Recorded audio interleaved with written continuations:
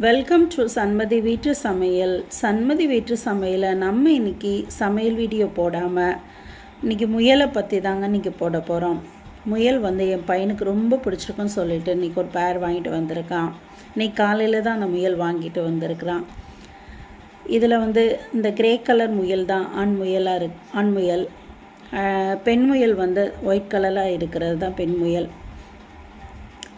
இது ரெண்டுமே காலையிலேருந்து முட்டைக்கோஸ் மட்டும்தான் சாப்பிட்டுட்ருக்காங்க.